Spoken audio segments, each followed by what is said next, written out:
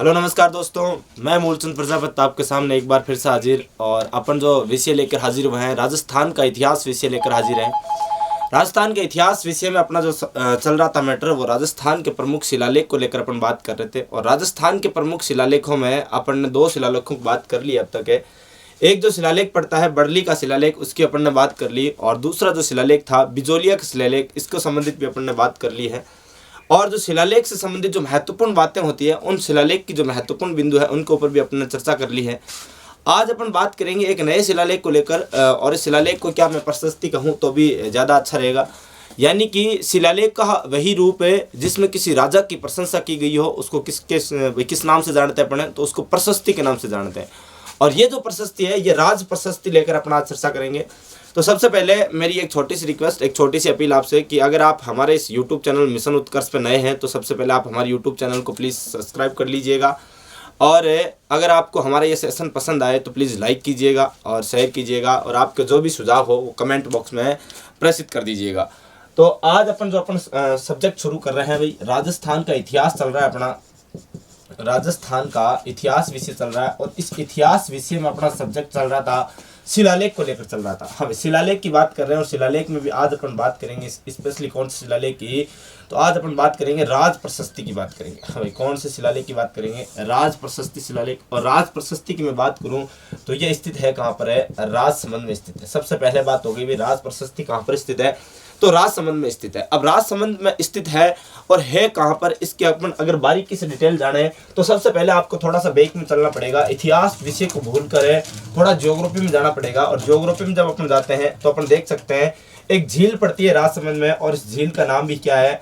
राजसमंद झील है। हमें झील का नाम भी क्या है? राजसमंद। और ये राजसमंद झील है कहाँ पर? तो ये भी राजसमंद जिले में स्थित है। हाँ, पीटीआई 2011 की बात करें तो उसमें एक क्वेश्चन पूछा गया था, बहुत अच्छा क्वेश्चन भाई। ऐसा राजस्थान का ऐसा कौन सा जिला है जिसका जिला मुख्यालय कहीं और है, जिले का नाम कुछ और है? तो वो जिला भी कौन सा है? राजसमंद है। क्योंकि राजसमंद का जो जिला मुख्यालय है वो राजसमंद जिला मुख्यालय कांकरौली में पड़ता है। अब अपन बात करें भाई, ये जो राजसमंद झील है, इस राजसमंद झील की बात करें, इसका जो प्राचीन नाम था, इस प्राचीन नाम की थोड़ी सी बात कर लें तो प्राचीन नाम, इसी का प्राचीन नाम पड़ता है राज समुद्र। हाँ भाई, क्या नाम पड़ता है? राज समुद्र, इसी का नाम पड़ता है। अब बात करें सर, झील निर्माण करवा दिया, क्या झील में ऐसे ही पैसा वैसा खर्च नहीं होता क्या? तो पैसा तो खर्च होता ही होगा, ऐसा कोई झील का निर्माण है नहीं होता साहब। तो बात करें भाई इस झील के निर्माण में खर्चा कितना क्या हुआ है, तो खर्चा की जब अपन बात करते हैं कितना क्या खर्चा बजट बैठ गया, तो बात करें इसका खर्चा बैठा था 5 करोड़ 5 लाख रुपए। हाँ, कितना? 5 करोड़ 5 लाख रुपए का बजट है। यानी इस समय अगर बात करें तो हो सकता है 5 करोड़ आपके लिए कम हो, लेकिन उस समय की बात करें जब इस झील का निर्माण हुआ था, यानी कि इस झील का निर्माण की बात करें तो झील का निर्माण हुआ था 1662 से लेकर 65 ईस्वी के मध्य। यानी कि 3 साल निर्माण कार्य में लगे और 3 साल 1662-65 ईस्वी की बात कर रहे हैं। इस समय 5 करोड़ रुपए की वैल्यू आप समझ सकते हो। जहां एक एक रुपए की बहुत ज्यादा वैल्यू हुआ करती थी, उस समय 5 करोड़ रुपए लगाना भी कोई छोटी बात नहीं थी। अब अगर बात करें भाई निर्माण कार्य हो गया, कब हुआ? तो 1662-65 अपन बात कर ली। निर्माण कार्य करवाया किसने था? तो निर्माण कार्य करवाने वाला व्यक्ति था एक व्यक्ति जिसका नाम है राज सिंह। और ये जो राज सिंह है ये मेवाड़ के महाराणा हुआ करते थे। कहाँ के थे? मेवाड़ के महाराणा राज सिंह ने इस झील का क्या करवाया? निर्माण करवाया। अब अपन बात करें, इसी झील के किनारे एक माता का मंदिर भी पड़ता है। अभी कौन सी माता का मंदिर पड़ता है? तो इस माता का नाम है घेवर माता। गुरुजी आप तो इतिहास पढ़ा रहे हो, ये घेवर माता की बात कहाँ से आ गई? अब घेवर माता, इस अपन बात कर रहे हैं जब राज प्रशस्ति की, तो और जब बात कर रहे हैं स्पेशली राजसमंद झील की, तो घेवर माता अपने आप में बहुत ही महत्वपूर्ण टॉपिक है। अब कैसे भाई? ये घेवर माता राजस्थान की एकमात्र आसती है। क्या है? आसती। आसती का मतलब क्या हुआ? हाँ, जब मैं राजस्थान की लोक देवियों वाला टॉपिक पढ़ा रहा था तब मैंने आपको बताया था 3-4 कैटेगरी मैंने बताई थी, एक आसती, एक सती, एक महासती और एक बताया था मां सती। अब ये जो 3-4 कैटेगरी है उसी में एक कैटेगरी पड़ती है, कौन सी? आसती। आसती यानी कि वह महिला जो कि अपने बिना पति की क्या हो गई हो भाई, शहीद हो गई हो या जिंदा जल गई हो। अब बिना पति की सर सती की परिभाषा क्या होती है? सती की परिभाषा होती है कि वह महिला जो अपने पति के साथ जिंदा जल जाए, पति की चिता के साथ क्या हो जाए? जिंदा जल जाए, क्या कहलाती है? सती कहलाती है। यहाँ तक तो बात ठीक थी सती, लेकिन अपन ने बात की महासती क्या होती है? तो महासती की बात करें, अपने पति की किसी निशानी के साथ जिंदा जल जाना क्या कहलाता है? महासती कहलाता है। वहीं एक और माँ सती अपन ने बात की, महासती अलग है, माँ सती अलग। माँ सती यानी कि अगर कोई महिला अपने पुत्र वियोग में या फिर पुत्र की चिता के साथ जिंदा जल जाए उसको क्या कहते हैं अपने मां सती कहते हैं। लेकिन ये जो कैटेगरी है ये कैटेगरी है असती, यानी कि वह महिला जिसका पति न हो, जिसकी शादी न हो रखी हो और वह जिंदा जल जाए किसी विशेष कार्य के लिए, तो उसको किस कैटेगरी में शामिल करते हैं? असती कैटेगरी में शामिल करते हैं। सर घेवर माता यहाँ पर क्यों शहीद हो गई, क्यों जिंदा जल गई, ऐसा कौन सा कारण रहा होगा? राजस्थान की एकमात्र असती है, यानी कि राजस्थान में एकमात्र ऐसा केस है जो कि क्या हो गई, बिना पति के ही जिंदा जल गई, जिंदा शहीद हो गई और किसी विशेष उद्देश्य को लेकर। तो ऐसा कौन सा उद्देश्य रहा होगा? कहा जाता है कि राज सिंह के काल में जब 1662 ईस्वी में इस झील के निर्माण का कार्य प्रारंभ हुआ, उस समय कहा जाता है कि जितना कार्य एक दिन में संपूर्ण होता उतना कार्य उसी नाइट को क्या हो जाता, हाँ भाई, उसी नाइट को क्या हो जाता, बिल्कुल ना के बराबर हो जाता। यानी तो अपन बात कर रहे हैं भाई, ये जो घेवर माता है इसकी बात कर रहे हैं। बीच में थोड़ी सी प्रॉब्लम हो गई थी, कोई टेक्निकल इश्यू आ गया, तो आगे ध्यान दीजिए। घेवर माता की मैं बात बता रहा था भाई, ये जो घेवर माता है यहाँ पर आकर क्यों अब सती हुई, यहाँ आकर सती होने का इसका कारण क्या रहा? कारण ये रहा कि भाई ये जो राजसमंद झील है, इस झील का जब निर्माण चल रहा था, निर्माण कार्य, उस समय कहा जाता है कि भाई घेवर माता को यहाँ पर बुलाकर सती होने के लिए कहा गया। अब क्यों कहा गया, इसके पीछे रीजन क्या है कि राजसमंद झील का एक तरफ चल रहा निर्माण कार्य और दूसरी तरफ दिन में जितना निर्माण होता, रात में उतना निर्माण कार्य टूट हो जाता, ध्वस्त हो जाता, बिल्कुल खत्म हो जाता। यानी कि ऐसा हो जाता कि दिन में कोई कार्य हुआ ही नहीं है। तो एक दिन हो गया, 2 दिन हो गया, 5 दिन हो गया, 10 दिन हो गया, ऐसा करके 15 दिन बीत गए। 15 दिन में जितना दिन में कार्य होता, रात में उतना कार्य नष्ट हो जाता। ऐसा कारनामा रेगुलर चलता रहा। तो राज सिंह परेशान हो गए और राज सिंह ने अपने खुफिया, हाँ जो खुफिया जो एजेंसी है उसको क्या कर दिया, सतर्क कर दिया और कहा गया कि जाओ रात में वहां पर पैनी नजर रखना और पता करना कि भाई रात को कौन आता है जो रात को किए गए कार्य को तोड़ के चला जाता है, नष्ट करके चला जाता है। तो अगले दिन खुफिया एजेंसी के जितने भी सैनिक थे वो अपनी जो स्मार्टफोन होता है उसकी टॉर्च जलाकर वहां सब खड़े हो गए। स्मार्टफोन की टॉर्च से पूरी रात निगरानी की, लेकिन जो कार्य होना था वो तो हो गया, लेकिन ये नहीं पता चला कि कौन आया और कौन किसने कार्य को नष्ट कर दिया, बिल्कुल भी पता नहीं चला। यानी कि कार्य वैसा कि वैसा टूट के पूरा नष्ट हो गया जितना दिन में कार्य हुआ, लेकिन किसी भी सैनिक को भनक नहीं लगी भाई आता तो कौन है, आता है। अब राज सिंह फिर से परेशान। राज सिंह ने अगले दिन अपने तांत्रिक डिपार्टमेंट को अलर्ट किया गया और कहा गया जितने भी तांत्रिक है मेवाड़ राज्य में वो सभी के सभी इस राजसमंद झील वाला जो क्षेत्र है वहां पर जाए हैं और पता करें भाई ऐसा कौन है जो रात को पूरे दिन में जितना भी कार्य होता है उसको तोड़ देता है, ध्वस्त कर देता है, नष्ट कर देता है, सब ऐसा कौन है?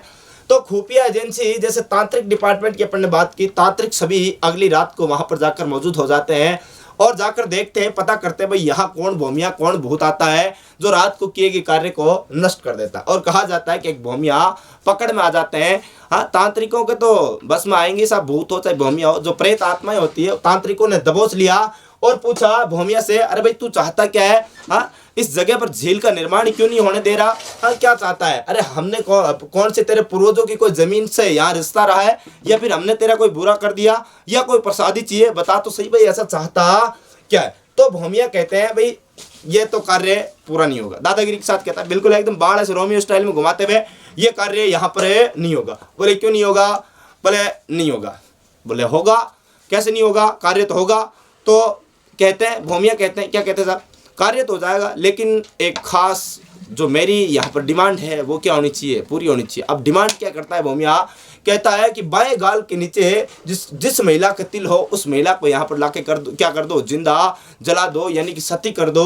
आपका कार्य क्या हो जाएगा? पूर्ण हो जाएगा। तब तक अगर जब तक आपने बाएं गाल के नीचे जिस महिला के तिल है उस महिला को यहाँ पर सती नहीं किया तब तक आपका ये कार्य पूरा नहीं होगा। बोला आप तो महाराज के सामने पैसों, महाराज के सामने गए और भौमिया से महाराज राज सिंह ने पूछा, महाराणा राज सिंह ने, और पूछा भाई क्या चाहते हो? बोले जो चाहता हूँ वो मैंने पहले ही बता दिया है।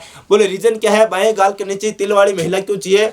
हाँ, क्या रीजन है? बोले वो अंदर की बात है, आपको बताएंगे नहीं। हाँ भाई, वो अंदर की बात है, बिल्कुल भी आपको नहीं बताएंगे। अब नहीं बताया कोई बात नहीं, लेकिन राज सिंह ने पूरे मेवाड़ में ऐलान करवा दिया। ऐलान क्या करवा दिया राज सिंह ने ऐलान इस प्रकार करवाया कि जिस किसी महिला के बाएं गाल के नीचे तिल हो वो महिला महाराणा राज सिंह के दरबार में क्या हो? उपस्थित हो। लेकिन कहा जाता है मेवाड़ में कहीं पर भी ऐसी महिला नहीं मिलती जिसके बाएं गाल के नीचे क्या हो? तिल हो। ऐसी महिला पूरे मेवाड़ में कहीं पर भी नहीं मिली। तो महाराणा जो राज सिंह है उन्होंने अपने आसपास के राज्यों से संपर्क साधा और जब संपर्क साधा तो कहा जाता है गुजरात के बॉर्डर पर एक ऐसी महिला मिली जिसके बाएं गाल के नीचे क्या था? तिल था। अब जो रीजन तो बताया नहीं, लेकिन ये जो घटना जो मैंने बताई है बिल्कुल एकदम सच्ची घटना है। बहुत सारे इतिहासकारों ने इस घटना का क्या किया है, समर्थन किया है, जिसमें एक महान इतिहासकार राजस्थान के गौरी शंकर हीरानंद ओझा, उन्होंने भी इस घटना का क्या किया, समर्थन किया। जो भी मैंने आपको कहानी बताई है वो कोई काल्पनिक कहानी नहीं है, इतिहासकारों द्वारा सिद्ध कहानी है, उसके बारे में बात किया गया। अब जब गुजरात के बॉर्डर पर एक महिला मिली जिसका नाम था घेवरी, और घेवरी नामक है जो महिला थी वो यहाँ पर क्या होगी, कुंवारी क्या होगी, सती होगी। अब वो कोई महिला नहीं थी, शादीशुदा नहीं थी, एक बच्ची थी, और उसको यहाँ पर बुलाया गया और यहाँ पर सती होने के लिए क्या कर दिया गया, मजबूर है। और ये जब घेवरी यहाँ पर सती होती है तो आगे जाकर इसका जो मॉडिफाइड नाम रखा गया वो क्या नाम रखा गया, घेवर नाम रखा गया। और घेवर से क्या बन गई, घेवर है माता बन गई साहब। अब ये जो राजसमंद झील है, इस राजसमंद झील के अंदर जो पानी आता है वो कहां से आता है, हमें पानी कहां से आता है, तो पानी आता है, एक नदी आती है, और इस नदी का नाम है कौन सी नदी, गोमती नदी। हमें कौन सी नदी है, गोमती नदी से क्या आता है, यहाँ पर है पानी आता है। कौन सी नदी से आता है, तो गोमती नदी से पानी आता है। इस झील के उत्तरी पाल की बात करें, उत्तरी किनारे की बात करें, तो यहाँ पर एक चौकी बनी हुई है। इस चौकी को अपन किस नाम से जानते हैं, नौ चौकी का पाल। हमें किस नाम से जानते हैं, नौ चौकी का पाल, नौ चौकी पाल के नाम से जानते हैं। हमें किस नाम से जानते हैं, नौ चौकी पाल। हमें नौ चौकी पाल ही क्यों कहा जाता है इस उत्तरी भाग को, तो नौ चौकी पाल इसलिए कहा जाता है कि इसकी लंबाई जो है वो 900 मीटर है, ऊंचाई जो है वो 9 सेंटीमीटर है, और चौड़ाई जो है वो 9 मीटर है।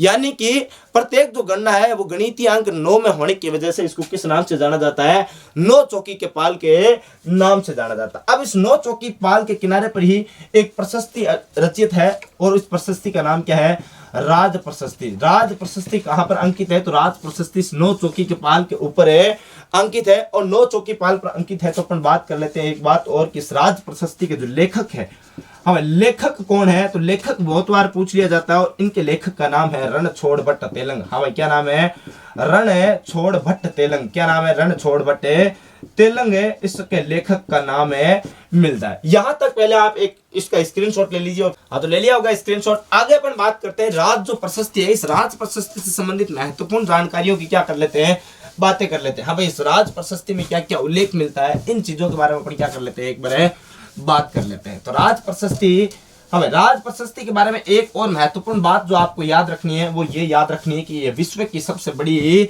क्या कहलाती है, प्रशस्ति कहलाती है। विश्व की सबसे बड़ी प्रशस्ति कहलाती है। अब हो सकता है कुछ लोग ऐसे पूछ लें, कुछ ऐसे भी बच्चे होते हैं, सर एशिया की सबसे बड़ी है क्या, अरे जो विश्व की सबसे बड़ी होती है वो क्या होती है, एशिया की तो होनी है। अब अपन देखते हैं राज प्रशस्ति, एक छोटे से डायग्राम के माध्यम से अपन देख लेते हैं, समझने की कोशिश करते हैं राज प्रशस्ति को। राज प्रशस्ति, ये राज प्रशस्ति को इसमें कैद कर दिया। अब राज प्रशस्ति के बारे में कुछ महत्वपूर्ण जानकारियां लेते हैं। जैसे राज प्रशस्ति की मैं बात करूं भाई, ये जो राज प्रशस्ति है यहाँ पर स्थापित कब की गई, स्थापित कब की गई, तो स्थापित कब की गई थी, 1676 ईस्वी में की गई। हाँ, 1676 ईस्वी में की गई। और किसके काल में, तो राज सिंह के काल में, महाराणा राज सिंह के काल में। हाँ, महाराणा राज सिंह के काल में, राज सिंह के काल में स्थापित। महाराणा राज सिंह के काल में इस प्रशस्ति को क्या करवाया गया, यहाँ पर स्थापित करवाया गया। और अपन बात करें, ये जो राज प्रशस्ति है, इसी राज प्रशस्ति में क्या कहा जाता है भाई, औरंगजेब के समय की जो बात करते हैं, मेवाड़ जो मुगल संधि है अमर सिंह के समय, वो भी इसी समय होती है, और चारुमती विवाह का उल्लेख भी इसी समय का मिलता है। अब अपन बात करें 1676 में स्थापित हुई, इस दिन कौन सी तिथि थी, तिथि की बात करें तो इस दिन तिथि थी माघ पूर्णिमा। हमें कौन सी पूर्णिमा थी, माघ पूर्णिमा। और कहा जाता है माघ पूर्णिमा का आप पता ही होगा, राजस्थान में इस दिन आदिवासियों का क्या लगता है, कुंभ लगता है। और आदिवासियों का कुंभ कहाँ लगता है, इस दिन है सोम, माही और जाखम नदियों की त्रिवेणी संगम है नवाटापुरा गांव डूंगरपुर में। इस दिन क्या लगता है, कुंभ लगता है। कौन सा, आदिवासियों का कुंभ लगता है। अब अपन अगली बात करें, ये जो प्रशस्ति है इसमें जो श्लोक है कुल है, इन श्लोकों की बात करें तो श्लोक है 1106। हमें कितने श्लोक है, श्लोक पढ़ते हैं इस प्रशस्ति में, टोटल है 1106 श्लोक है। हमें कितने श्लोक, 1106। अपन बात करें भाई इसमें सर्ग कितने हैं, कुल सर्गों की बात करें, या फिर सर्ग का मतलब क्या होता है, खंड, तो खंड या सर्ग कितने हैं, टोटल है 24 है। अगली बात करें भाई इसमें कुल अपन बात कर सकते हैं भाई भाषा कौन सी है इसकी, तो अपन लिख सकते हैं, एक लाइन है, हाँ भाई संस्कृत भाषा में 25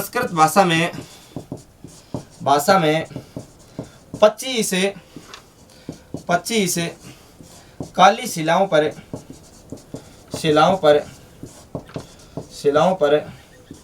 उत्कीर्ण प्रशस्ति उत्कीर्ण प्रशस्ति, यानी कि कुल कितनी शिलाओं पर उत्कीर्ण है? 25 शिलाओं पर है। और भाषा कौन सी? तो भाषा है कौन सी? संस्कृत। अब इसमें एक लाइन आप और लिख सकते हो, विश्व की सबसे बड़ी प्रशस्ति। हाँ भाई, क्या? विश्व की सबसे बड़ी प्रशस्ति, विश्व की सबसे बड़ी प्रशस्ति, विश्व की सबसे बड़ी प्रशस्ति। एक चीज मैंने आपको पहले बता दी, इसका जो लेखक है वो लेखक है रणछोड़ भट्ट तेलंग, मैंने पहले ही आपको बता दिया है। अगली अपन बात कर सकते हैं। हाँ भाई, क्या बात कर सकते हैं? अपन बात कर सकते हैं इसमें मेवाड़ मुगल संधि का क्या है? उल्लेख है। हाँ भाई, क्या उल्लेख है? मेवाड़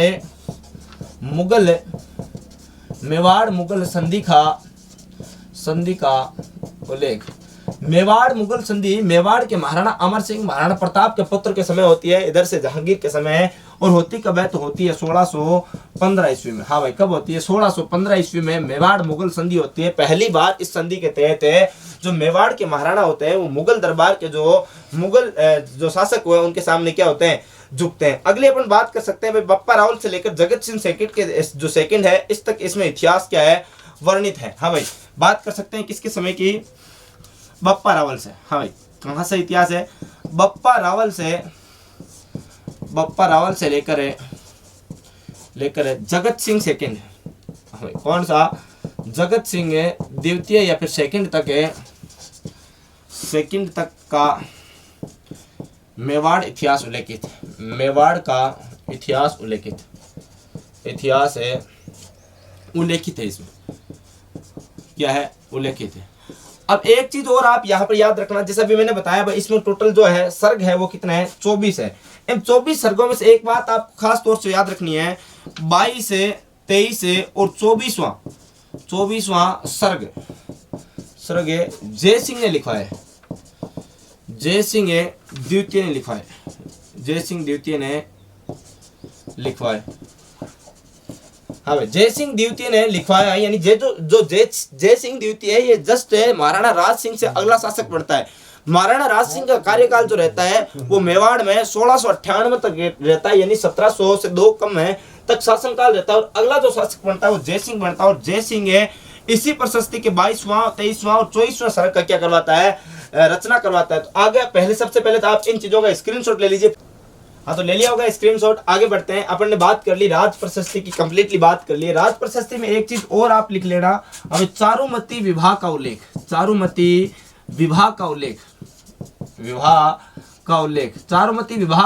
भी कहां पर मिलता है? चारुमती विवाह का उल्लेख भी कहां पर मिलता है? तो राज प्रशस्ति में मिलता है। अब ये चारुमती कौन थी?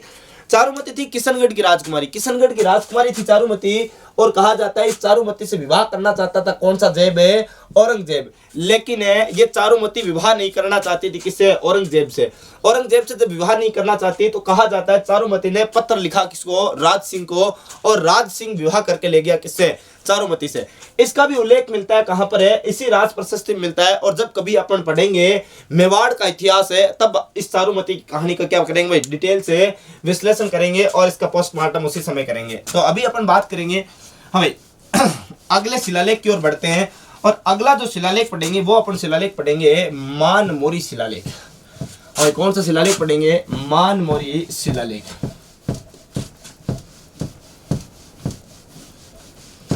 मानमोरी शिलालेख की बात करेंगे। ये वही मानमोरी शिलालेख है जिसको कर्नल टोड साहब इंग्लैंड जाते समय सन 1822 ईस्वी में समुद्र में फेंक के चले जाते हैं। उसी मानमोरी शिलालेख की क्या कर लेते हैं अपन? बात कर लेते हैं। हाँ, मानमोरी शिलालेख की बात करें तो मानमोरी जो शिलालेख है इसके बारे में बात करते हैं। मानमोरी शिलालेख, पहली बात कि ये मानमोरी शिलालेख मिला कहां से? तो मिला कहां से था? चित्तौड़गढ़ से मिला। कहां से मिला? चित्तौड़गढ़ से। अब यह है कब का शिलालेख? तो 713 ईस्वी का शिलालेख है। हाँ भाई, कब का है? 713 ईस्वी का शिलालेख है। कौन सा शिलालेख? मानमोरी शिलालेख है। और आपसे पूछ ले कि इस शिलालेख का लेखक कौन है, तो लेखक जब आपसे पूछे तो आपको बताना है कौन सा? पुष्य। हाँ, इस शिलालेख का लेखक कौन है? तो इस शिलालेख के लेखक है कौन है? पुष्य है। 713 ईस्वी का शिलालेख है और चित्तौड़गढ़ से मिला है। अगली बात जब करते हैं इस शिलालेख में, हमें और क्या क्या बात कर सकते हैं? इसमें बात कर सकते हैं भाई इस शिलालेख की खोज किसने की थी? खोज की थी कर्नल टोड ने। और शिवादित्य इसके क्या उत्कीर्णन करता है? हमें खोजकर्ता आप लिख सकते हो। भाई खोजकर्ता कौन है? खोज किसने की? तो कर्नल टोड ने इसकी क्या की? खोज की। कर्नल है जेम्स टोड। कर्नल है जेम्स टोड ने इसकी क्या की थी? खोज की थी। कहां पर? चित्तौड़गढ़ में। उत्कीर्णनकर्ता का मतलब क्या होता है? एक तो होता है लेखक यानी लिखने वाला, और उत्कीर्णनकर्ता यानी उत्कीर्णनकर्ता कौन है? शिवादित्य। कौन है भाई? शिवादित्य। उत्कीर्णनकर्ता का मतलब क्या होता है? यानी कि पत्थरों के ऊपर एज इट इज जो अक्षर है जो लेखक ने लिख कर दिए हैं उनको पत्थरों के ऊपर छाप देना क्या कहलाएगा? उत्कीर्णनकर्ता कहलाएगा। यहां तक तो बात हो गई, ठीक है भाई। शिलालेख है ये मानमोरी शिलालेख चित्तौड़गढ़ मिला था, 713 ईस्वी का है। लेखक है इसके पुष्य, खोज करता है कर्नल जेम्स रॉड है, और उत्कीर्ण करता है शिवादित्य। यहां तक की बातें तो ठीक है। अब अपन बात करें आगे जो इस शिलालेख में कौन कौन सी महत्वपूर्ण जानकारी है इसके बारे में बात करते हैं। हमें बात करें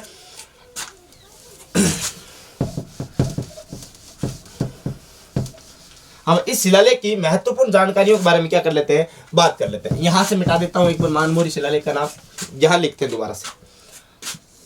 हाँ, इस प्रकार अपने एक बॉक्स में कैद कर लेते हैं कि कौन सी शिलालेख को? मानमोरी शिलालेख। कौन सा शिलालेख? मानमोरी शिलालेख।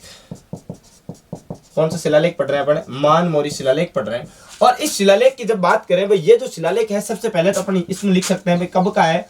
तो कब का है? तो 713 ईस्वी का। अभी मैंने बता दिया कब का है, 713 ईस्वी का शिलालेख है। अब सबसे महत्वपूर्ण बात क्या है भाई? सबसे महत्वपूर्ण बात तो यही है कि आपको यही चीज याद रखनी है कि इसमें हम इस शिलालेख में 4 मौर्य राजाओं का उल्लेख, यानी मौर्य वंश के राजाओं का क्या है? मौर्य वंश के राजाओं का उल्लेख मिलता है। हाँ, 4 राजाओं का उल्लेख मिलता है। अब वो 4 राजा कौन कौन से हैं? तो नंबर 1 आप लिख सकते हो, इसी मानमोरी शिलालेख पे राजा का नाम है क्या? मानमोरी। नंबर 2 आप राजा याद कर सकते हो, महेश्वर। हाँ भाई, मौर्य काल का राजा है महेश्वर। नंबर 3 आप याद कर सकते हो, भोज। और नंबर 4 पे आप याद रख सकते हो, भीम।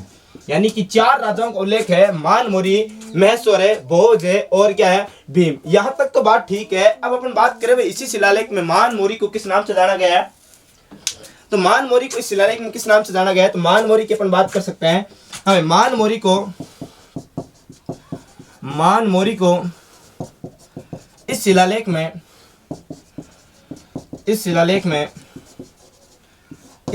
में मानभांग नाम से जाना गया है। हमें किस नाम से? मानभांग नाम से जाना गया है। मानभांग कहा गया है। क्या कहा गया है? मानभांग कहा गया है। और अपन बात करें भाई यही जो मानमोरी है इसने क्या करवाया? इस मानमोरी की बात करें, इसमें उल्लेख जो मिलता है, देखो मानमोरी ने चित्तौड़गढ़ में, कहां पर? चित्तौड़गढ़ में सूर्य मंदिर का निर्माण करवाया। क्या करवाया? सूर्य मंदिर का क्या करवाया? निर्माण करवाया। कहां पर करवाया? चित्तौड़गढ़ में करवाया। यानी कि चित्तौड़गढ़ में सूर्य मंदिर का निर्माण किसने करवाया? तो सूर्य मंदिर का निर्माण भी किसने करवाया है? मानमोरी ने करवाया। अगली चीज आप याद रख सकते हो, बप्पा रावल ने मानमोरी को पराजित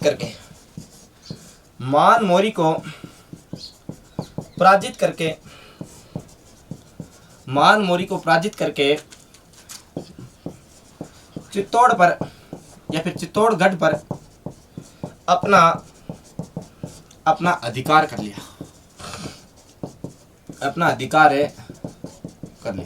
अब कौन सा शिलालेख से पता चलता है कि चित्तौड़गढ़ पर बप्पा रावल ने मानमोरी को पराजित करके अधिकार कर लिया? तो वो भी कौन सा शिलालेख है? मानमोरी शिलालेख है। अब ये जो बप्पा रावल था, ये बप्पा रावल है किसका पुत्र था? महेंद्र द्वितीय का पुत्र था। हमें किसका पुत्र था? महेंद्र द्वितीय का पुत्र था। और महेंद्र द्वितीय का पुत्र बप्पा रावल है, जिसको रणकपुर जो प्रशस्ति है वो बप्पा रावल है। और अपन कह सकते हैं कालभोज इसी बप्पा रावल का उपनाम था। इस बप्पा रावल और कालभोज को रणकपुर प्रशस्ति दोनों ही व्यक्तियों को अलग अलग व्यक्ति बताते हैं, लेकिन इतिहास कहता है कि बप्पा रावल और कालभोज क्या था? एक ही व्यक्ति था। इसको हरित ऋषि का आशीर्वाद प्राप्त था, और हरित ऋषि के आशीर्वाद से ये क्या कर गया? चित्तौड़गढ़ के राजा मानमोरी जो कि मौर्य वंश का था, इसको पराजित करके कौन सा गढ़ जीत गया? चित्तौड़गढ़ को जीत लिया, हासिल कर लिया। अब अगली बात करते हैं इसी शिलालेख की। हमें लिख सकते हो इसमें, इस शिलालेख को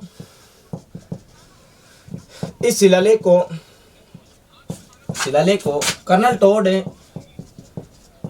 टोड इंग्लैंड जाते समय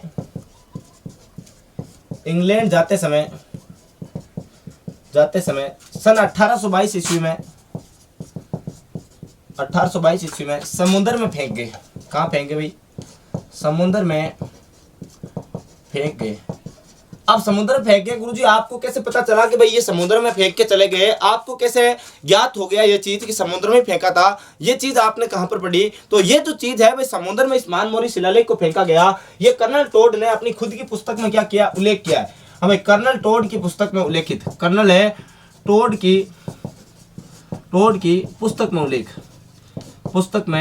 उल्लेख कर्नल टोड ने अपनी पुस्तक है द एनाल्स ऑफ एंटिक्विटीज इन राजस्थान नामक पुस्तक में साफ साफ स्पष्ट कह रखा है कि मैंने सन 1822 ईस्वी में जाते समय 1822 में क्या कर दिया? इस मानमोरी शिलालेख को समुद्र में फेंक दिया। और फेंकने का जो रीजन बताया, ये बताया कि मेरी नाव में क्या हो गया? भार ज्यादा हो गया, और ज्यादा भार होने की वजह से नाव में पानी भरने लग गया। इसी वजह से मैंने मानमोरी शिलालेख को उठाकर कहाँ फेंक दिया? समुद्र में फेंक दिया। तो ये था अपना कंप्लीटली मानमोरी शिलालेख। पहले आप इस चीज का स्क्रीनशॉट ले लीजिए। स्क्रीनशॉट। एक चीज और आप इस शिलालेख मानमोरी शिलालेख में आप एक चीज और याद रख लेना, अमृत मंथन कथा का उल्लेख। हाँ भाई, कौन सी? जो समुद्र मंथन कथा है जिसमें अमृत पान की बात की गई है, आप लिख सकते हो अमृत मंथन कथा का उल्लेख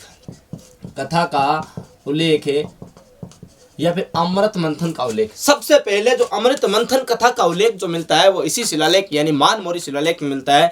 अब ये कथा बहुत लंबी चौड़ी कथा है। अब इस कथा को कभी अगर समय मिलेगा तो आपको सुनाएंगे, अभी मैं कथा सुनाने वाला नहीं हूं। तो अगला जो शिलालेख अपन बात करेंगे उसके बारे में जानकारी ले लेते हैं। तो जो अगला शिलालेख है वो कौन सा शिलालेख है?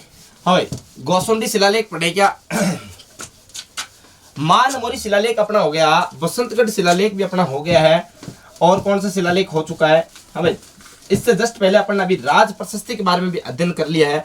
जितने भी महत्वपूर्ण जो शिलालेख है राजस्थान के, उन सभी शिलालेखों के ऊपर क्या करेंगे? अध्ययन करेंगे। तो सबसे पहले मानमोरी शिलालेख के बारे में मैं जहां तक समझता हूँ आपको सारी जानकारी क्या होगी क्लियर हो गई होगी। अब अगले शिलालेख की ओर बढ़ते हैं। तो अगले शिलालेख का नाम है गौसुंडी शिलालेख। हाँ, कौन सा शिलालेख पढ़ लेते हैं? गौसुंडी शिलालेख। गौसुंडी शिलालेख की जब बात करते हैं भाई, गौसुंडी शिलालेख कहां से प्राप्त हुआ? तो ये भी प्राप्त होता है चित्तौड़गढ़ से। कहां से प्राप्त होता है? चित्तौड़गढ़ से। और है कब का? हमें कब का है ये शिलालेख? तो कब की बात करें तो दूसरी शताब्दी ईसा पूर्व। जैसे वर्तमान में 17वीं शताब्दी 18वीं शताब्दी ईस्वी में पढ़ते हैं, उसी प्रकार ईस्वी से पहले जो ईसा पूर्व है इसमें भी इसी प्रकार शताब्दियां चलती होगी। तो यानी कि बहुत पुराना शिलालेख है, दूसरी शताब्दी ईसा पूर्व का क्या है ये शिलालेख है। अब बात करें भाई इस शिलालेख की खोज किसने की? ये खोजकर्ता कौन था इसका? तो खोज की थी कवि राजा श्यामल दास ने। भाई कौन है? कवि राजा श्यामल दास ने इसकी क्या की? खोज की।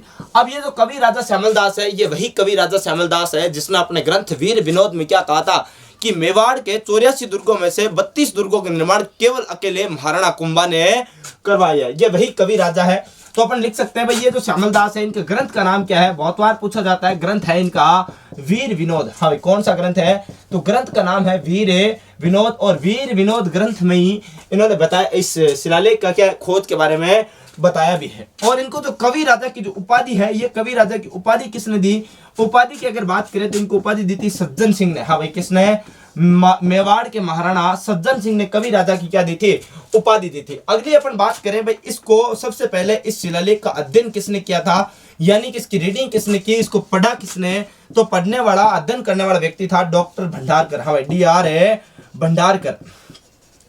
भंडारकर ने सबसे पहले इस शिलालेख का क्या किया? अध्ययन किया। इस शिलालेख को सबसे पहले पढ़ा। अगली बात अगर बात करें भाई इसकी भाषा कौन सी है, तो भाषा की बात करें तो भाषा है इसकी संस्कृत भाषा। हाँ भाई, कौन सी भाषा? संस्कृत भाषा। और आपसे पूछ ले कि इस शिलालेख की लिपि कौन सी है? लिपि की जब बात करते हैं तो इसकी लिपि है ब्राह्मी लिपि। हाँ भाई, कौन सी? ब्राह्मी लिपि, या फिर इसी को आप कह सकते हो महाजनी लिपि। बनियों की जो लिपि होती है महाजनी लिपि या फिर ब्राह्मी लिपि। पहले आप इस चीज का स्क्रीनशॉट ले। हाँ तो ले लिया होगा स्क्रीनशॉट। आगे बढ़ते हैं भाई, ये जो गौसुंडी शिलालेख है इसके बारे में और क्या क्या महत्वपूर्ण तथ्य हैं और कौन कौन से महत्वपूर्ण फैक्ट्स हैं उनके बारे में अपन जानकारी ले लेते हैं। तो ज्यादा बातें याद रखनी नहीं है अपने को, हमें ज्यादा बातें नहीं याद रखनी। 3-4 बातें हैं जो महत्वपूर्ण है इस शिलालेख से संबंधित, गौसुंडी शिलालेख से संबंधित है। उन बातों की क्या कर लेते हैं अपन, चर्चा कर लेते हैं। हाँ भाई, पहले अपन बात करते हैं, इसको लो एक बॉक्स में कैद कर देते हैं गौसुंडी शिलालेख को। और कौन सा शिलालेख है? गोसुंडी शिलालेख। गोसुंडी शिलालेख की बात करें तो भाषा इसकी संस्कृत है, खोज करता है इसके कवि राजा श्यामल दास। और बात करें वे पढ़ने वाला है कौन है? डॉक्टर है भंडारकर है, और संस्कृत भाषा में उल्लेखित है ब्राह्मणी लिपि में। इस शिलालेख से संबंधित अपन महत्वपूर्ण जो बात है वो यही आपको याद रखनी है। एक बात जो सबसे महत्वपूर्ण बात है भाई, गोसुंडी शिलालेख को क्यों याद रखते हैं? क्या ऐसी नौबत आ गई सर अपन गोसुंडी शिलालेख की याद करें? तो इसकी बात करें तो इसमें एक राजा का उल्लेख है, गजवंश के राजा। हाँ भाई, गजवंश के राजा सर्वेतात, गजवंश के राजा सर्वेतात द्वारा अश्वमेघ यज्ञ का आयोजन। अब भाई सर्वतात कौन है? सर्वतात है राजा पराशरी का पुत्र है, और राजा पराशरी के पुत्र सर्वतात ने क्या करवाया? अश्वमेघ यज्ञ का उल्लेख करवाया। और अश्वमेघ यज्ञ का मतलब क्या होता है? अश्वमेघ यज्ञ का मतलब होता है कि अगर कोई शक्तिशाली राजा हो और वह राजा अपने घोड़े तैयार करता है, और घोड़े तैयार करके उनको बढ़िया से तिलक विलक लगा के श्रृंगार करके उनको अलग अलग दिशाओं में छोड़ दिया जाता है, और कहा जाता है कि जहां तक वे घोड़े जाते हैं वहां तक उस राजा का क्या हो जाता है? साम्राज्य स्थापित हो जाता है। जैसे हमें समुद्रगुप्त ने भी एक बार, आपने पता होगा भाई कौन सा, अश्वमेघ यज्ञ करवाया और उसने अपने घोड़े छोड़ दिए, जहां तक गए वहां तक समुद्रगुप्त का क्या हो गया? राज हो गया। इसीलिए कहा जाता है कि समुद्रगुप्त का जो राज हुआ उसके घोड़े जो थे उन्होंने कहा जाता है समुद्र का पानी पिया। समुद्र का पानी पीने का मतलब ये हुआ दक्षिण में समुद्र तक का पानी पिया, यानी कि दक्षिण में पूरा भारत पर राज हो गया किसका? समुद्रगुप्त का। उसी प्रकार गजवंश के राजा सर्वतात ने भी अश्वमेघ यज्ञ का आयोजन करवाया। अरे भाई टुच्चो पुच्चो राजा तो पहली बात तो अश्वमेघ यज्ञ करवाएगा ही नहीं। राजस्थान का एक राजा सवाई जय सिंह जो कि जयपुर का शासक हुआ करता था, उसने भी अश्वमेघ यज्ञ का आयोजन करवाया। यानी कि जो राजा शक्तिशाली होगा, सबसे पहली बात तो यही है कि जो राजा शक्तिशाली होगा वही कौन सा यज्ञ करवाएगा? अश्वमेघ यज्ञ करवाएगा। अगर टुच्चो पुच्चो किसी राजा ने अश्वमेघ यज्ञ का आयोजन करवा भी दिया तो पड़ोस के जो राजा है वो तो थप्पड़ मार के उसको चुप करवा देंगे। इसलिए जो शक्तिशाली राजा होते हैं वो क्या करवाते हैं? अश्वमेघ यज्ञ का आयोजन करवाया। और गजवंश का जो राजा है सर्वतात, जो कि पराशरी का पुत्र है, इसका उल्लेख मिलता है कि इसने जो अश्वमेघ यज्ञ का आयोजन करवाया वो गोसुंडी शिलालेख में इस चीज का क्या मिलता है? उल्लेख मिलता है। अगली जो चीज है वो इस चीज का उल्लेख मिलता है भाई, ये तो गोसुंडी शिलालेख है, इसमें भागवत पंथ है, या फिर आपने नाम सुना होगा वल्लभ पंथ। हाँ, कौन सा? वल्लभ पंथ, या फिर आप कह सकते हो इसी को ही वैष्णव संप्रदाय। हाँ, कौन सा? भागवत संप्रदाय या वल्लभ संप्रदाय या फिर वैष्णव संप्रदाय। संप्रदाय का सबसे प्राचीनतम उल्लेख, सबसे प्राचीनतम है उल्लेख। हाँ भाई, भागवत संप्रदाय कह दो, चाहे वल्लभ संप्रदाय कह दो, चाहे वैष्णव संप्रदाय कह दो, बात क्या है? एक ही है। और इसका सबसे जो प्राचीनतम जो उल्लेख मिलता है वो कौन सा शिलालेख में? तो गोसुंडी शिलालेख में। अगली जो महत्वपूर्ण बात यह है कि इसमें राजस्थान के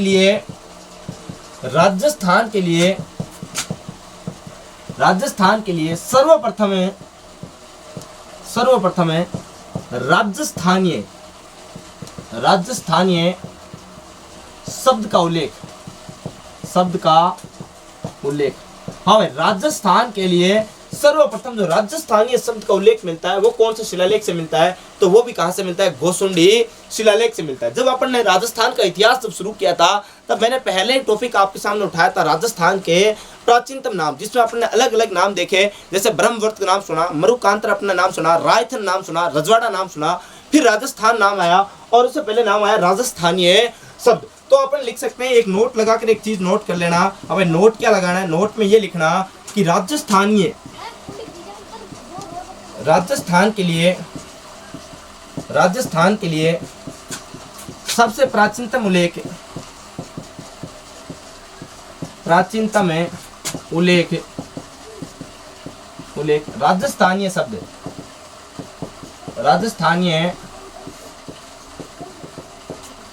राजस्थानीय शब्द का उल्लेख है गोसुंडी शिलालेख।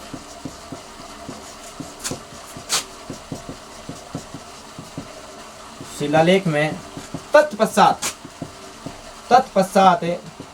625 ईस्वी में बसंतगढ़ शिलालेख में, बसंतगढ़ बसंतगढ़ शिलालेख में राजस्थानीय द्वितीय शब्द का प्रयोग किया गया। क्या किया गया? प्रयोग किया गया।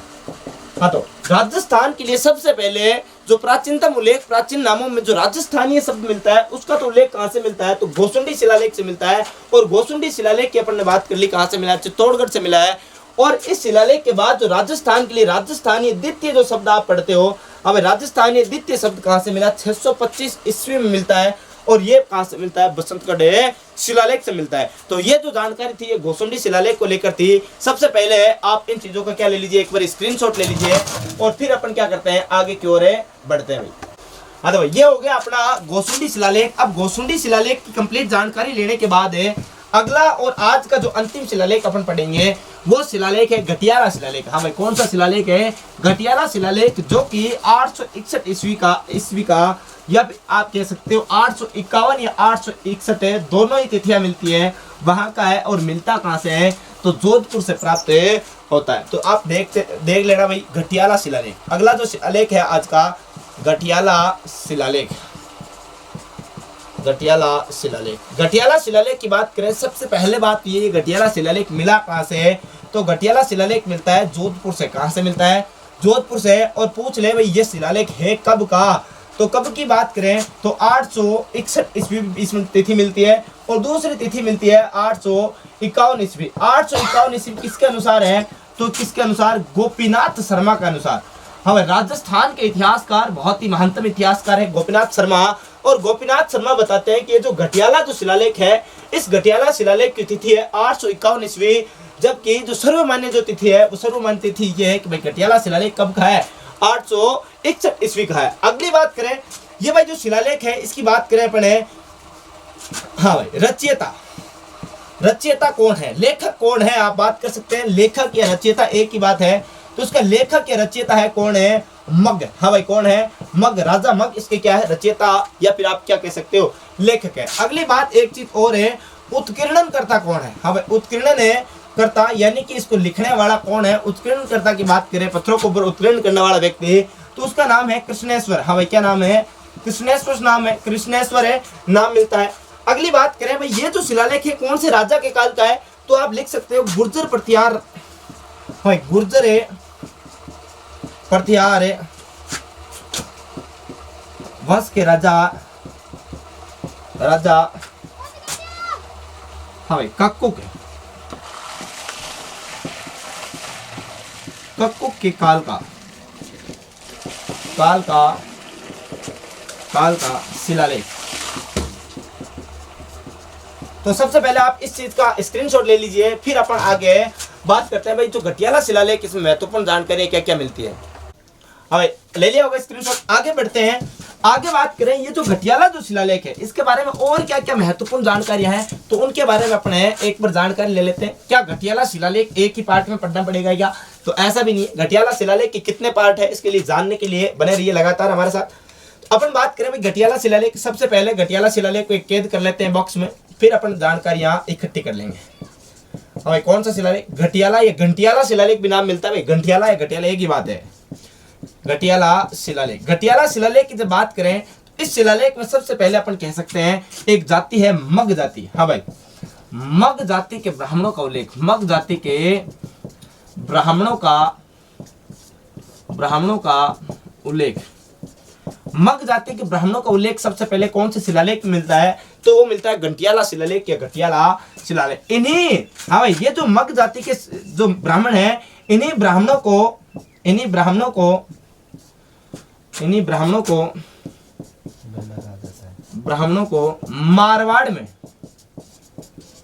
मारवाड़ में सात द्वीपीय ब्राह्मण कहा जाता है।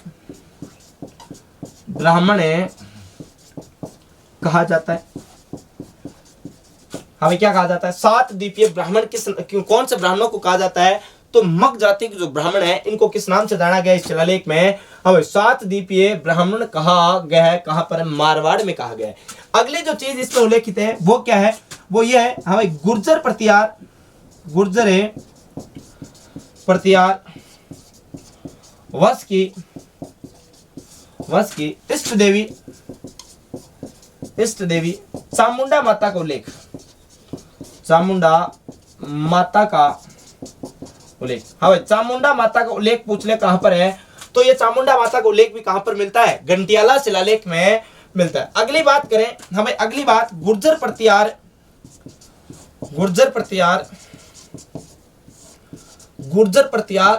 वंश का संस्थापक है कौन है, हरिश्चंद्र। हाँ, घंटियाला शिलालेख बताता है कि गुर्जर प्रतिहार वंश का संस्थापक कौन है, यह संस्थापक है हरिश्चंद्र। बाकी अपन जब बात करेंगे गुर्जर प्रतिहार वंश की तो डिटेल से इन चीजों के बारे में क्या करेंगे, बातें करेंगे। अभी तो अपन बात कर रहे हैं शिलालेखों की, और अगर अपन यहीं पर लग गए गुर्जर प्रतिहार वंश को समझ रहे हैं तो हो गया अपना काम तो। लेकिन अभी तो अपन बात कर रहे हैं शिलालेख, तो शिलालेख की पढ़ेंगे, और जब गुर्जर प्रतिहार वंश की बात करेंगे उस समय पोस्टमार्टम करेंगे, ये हरिश्चंद्र है और ये इनकी इष्ट देवी की चर्चा करेंगे। अब अपन बात कर सकते हैं भाई, ये जो शिलालेख है, इस शिलालेख कितने भागों में बंटा हुआ है, तो ये शिलालेख 2 भागों में बंटा है। हमें कितने भागों में बंटा है, तो 2 भागों में बंटा है। पहला भाग तो है माता के मंदिर में। हाँ भाई, घंटियाला के नाम से ही घंटियाला माता का मंदिर भी बना हुआ है, तो माता के मंदिर में, हाँ माता के मंदिर में जो है यहाँ पर है शिलालेख लगा हुआ है, और शिलालेख का पार्ट नंबर क्या लगा हुआ है, फर्स्ट लगा हुआ है। यानी कि एक शिलालेख तो यहाँ लगा हुआ है, और एक तो मंदिर के बाहर चारू नामक स्थान पर, हाँ भाई चारू स्थान पर लगा हुआ है, और चारों स्थान पर टोटल 3 शिलालेख लगे हुए हैं। कितने शिलालेख लगे हुए हैं, 3 शिलालेख लगे हुए। यानी कि इस शिलालेख के टोटल भाग कितने हैं, 4। इस अभिलेख के यानी घंटियाला अभिलेख जो है, इसके कितने पार्ट, कितने शिलालेख, 4 शिलालेख है। और नंबर 1 शिलालेख की बात करें तो माता के मंदिर यानी घंटियाला माता के मंदिर में लगा हुआ है शिलालेख 1 है, और बाकी 3 शिलालेख कहां पर लगे हुए हैं, तो मंदिर के जस्ट बाहर एक स्थान पड़ता है चारू नामक स्थान, और इसी चारू नामक स्थान पर कितने शिलालेख लगे हुए हैं, 3 स्थान। इसके बारे में ज्यादा कोई महत्वपूर्ण बात है नहीं, लेकिन बात करें इसके बारे में तो इन 3 शिलालेखों में क्या है, सबसे पहले बात करें भाई गणेश प्रतिमा का उल्लेख। अब इसके ऊपर गणेश प्रतिमा का चित्रण किया गया है, गणेश प्रतिमा का क्या किया गया है, चित्र उकेरा। महत्वपूर्ण बात है भाई, घंटियाला शिलालेख में गणेश जी की प्रतिमा लगी हुई है, शिलालेख के ऊपर है, और जो शिलालेख ये मिला कहां से, चारू नामक स्थान घंटियाला माता के मंदिर के बाहर का स्थान यहां से प्राप्त होता है। यहां पर गणेश प्रतिमा का क्या मिलता है, चित्रण मिलता है। अगली बात, इसी 3 शिलालेखों की बात करें तो यहां पर है एक उल्लेखित जो जानकारी है महत्वपूर्ण, वो क्या है, वो यह है, हाँ भाई नागभट्ट प्रथम ने मेड़ता को अपनी राजधानी बनाया,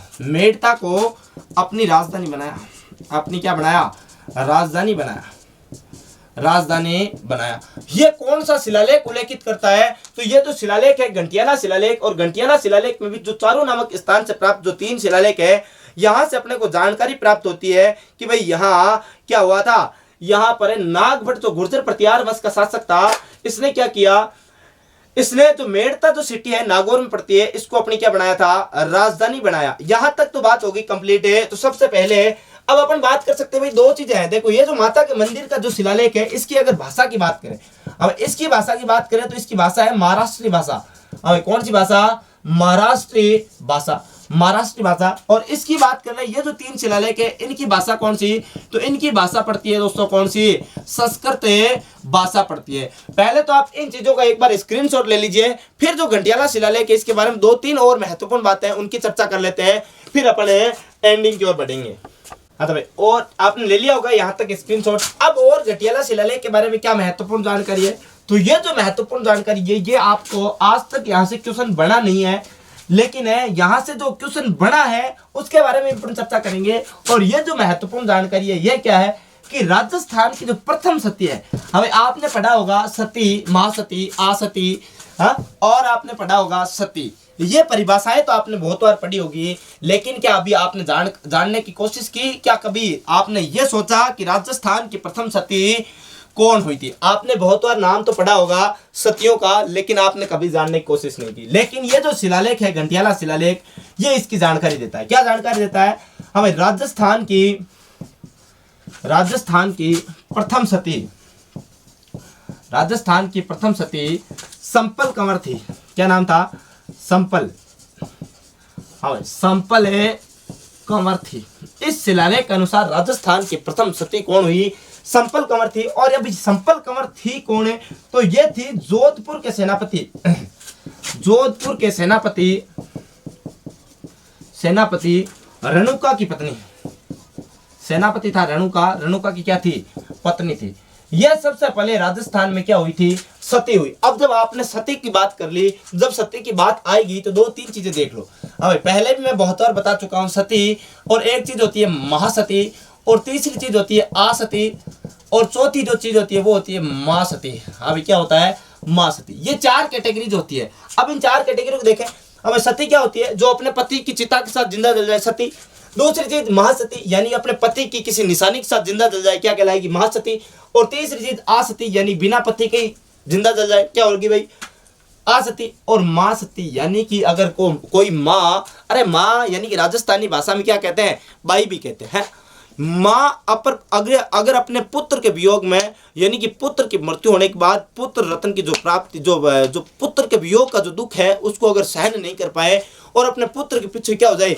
सती हो जाए, उसकी चिता के साथ जिंदा जल जाए, इसको किस कैटेगरी में रखते हैं? अपने मां सती की कैटेगरी में रखते हैं। अब अपन ने देख लिया भाई राजस्थान की प्रथम सती तो कौन है? वो है संपल कंवर। अगर अपन मैं आपसे पूछ लूं भाई राजस्थान की प्रथम महासती कौन है, तो आप यहां पर लिख सकते हो राजस्थान की प्रथम या फिर एकमात्र महासती। राजस्थान की एकमात्र है, राजस्थान की एकमात्र महासती। महासती की बात करें तो ये पड़ती है कौन है? उमादे। हमें कौन है? उमादे, जिसको इतिहास में किस नाम से जाना जाता है? रूठी रानी के नाम से जाना जाता है, जो कि किसकी पत्नी थी? मालदेव की पत्नी थी। हाँ भाई, किसकी पत्नी थी? मालदेव की पत्नी थी। मालदेव की पत्नी थी, जो कि मालदेव मारवाड़ के क्या हुआ करते थे? राजा हुआ करते थे। और आप लिख सकते हो राजस्थान की एकमात्र है, हमें राजस्थान की एकमात्र मां सती। हमें मां सती की बात करें तो इसका नाम मिलता है केसर कंवर। हमें क्या नाम मिलता है?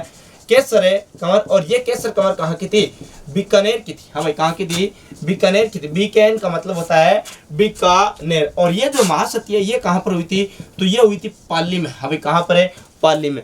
अब एक और महत्वपूर्ण क्वेश्चन है कि राजस्थान की अंतिम सती कौन थी? हमें राजस्थान की अंतिम सती कौन है? तो आप लिख सकते हो राजस्थान की अंतिम सती, अंतिम है सती। तो राजस्थान की अंतिम सती कौन है? तो इसका नाम है रूप कंवर है। हाँ भाई, क्या नाम है? रूप कंवर। और ये जो रूप कंवर है इसके पति का नाम है माल सिंह। हाँ भाई, क्या नाम है? माल सिंह है। और ये सती कब हुई थी? ये सती हुई थी 1987 ईस्वी में हुई थी। हाँ भाई, कब हुई सती? रूप कंवर जो कि राजस्थान की अंतिम सती है, और ये 1987 ईस्वी में क्या हो जाती है? सती हो जाती है। और 1987 ईस्वी में जब सती होती है, इनके पति का नाम क्या था? इनके पति का नाम था माल सिंह। अपन लिख सकते हैं भाई ये थी कहाँ की? तो ये थी दिवराला नामक स्थान की। कहाँ की? दिवराला नामक स्थान पड़ता है वर्तमान सिक्कर में। हाँ भाई, कहाँ पर पड़ता है? सिक्कर में। जब कहा जाता है 1987 ईस्वी में जब ये सती हो गई, तो सती होने के बाद कहा जाता है राजस्थान सरकार की ये जो घटना हुई सती होने 1987 में, तो इसको अलग अलग प्रकार के न्यूज़ चैनलों में, अलग अलग प्रकार के सोशल मीडिया पर क्या किया गया? शेयर किया गया। और राजस्थान सरकार की अन्य सरकारों के सामने क्या हुई? भयंकर बेइज्जती हुई। तो बेइज्जती जब हुई कि भाई आपके राज्य में क्या हो रही है? जिंदा महिला जल गई, आपको कोई दर्द नहीं हो रहा क्या? इसलिए कहा जाता है राजस्थान में सती निवारण एक्ट लाया गया 1987 ईस्वी में। उसके बाद राजस्थान में सती होने पर क्या लगा दिया गया? पाबंदी लगा दी गई है। और इसी के साथ आज जो अपना घटियाला जो शिलालेख था, इसी के साथ आज अपनी क्लास को क्या करते हैं? एंडिंग की ओर रख देते हैं। अब पहले तो आप इस चीज का स्क्रीनशॉट ले लीजिए, फिर अपन आगे की ओर कुछ चीजें और बात कर लेते हैं। स्क्रीनशॉट ले लिया होगा? स्क्रीनशॉट ले लिया तो अब एक और जो महत्वपूर्ण जो जानकारी है वो यह है कि अगर आप हमारे यूट्यूब चैनल मिशन उत्कर्ष के साथ नए हैं तो प्लीज़ हमारे यूट्यूब चैनल मिशन उत्कर्ष को सब्सक्राइब कर लीजिएगा। और हो सके तो अगर आपको हमारा ये सेशन पसंद भी आ रहा है तो आप हमारे इस सेशन को लाइक कीजिएगा, शेयर कीजिएगा, और जो आपके सुझाव हैं उन सुझावों को कमेंट बॉक्स में प्रेषित कीजिए। और आपको लगता है सर ये चीज़ें कमी है और ये आपका बेस्ट पॉइंट है, अगर आपको कुछ वीकनेस भी लग रही है तो आपके जो सुझाव है वो प्लीज़ कमेंट बॉक्स में कमेंट करके बताएं, जिससे कि हमें भी पता चले कि भाई और कौन कौन सी चीज़ों का सुधार करना है। और प्लीज़ एक छोटी सी रिक्वेस्ट है, लाइक करना बिल्कुल नहीं भूलें, क्योंकि अगर आप जितना लाइक करोगे उतना ही हमारा हौसला जो है वो क्या होगा, बुलंद होगा। तो प्लीज़ लाइक ज़रूर कीजिएगा सेशन को, और शेयर कीजिए, और आपके सुझाव कमेंट बॉक्स में प्रेषित कीजिए। तो आज के लिए इतना ही, आज के लिए विदा लेते हैं, धन्यवाद।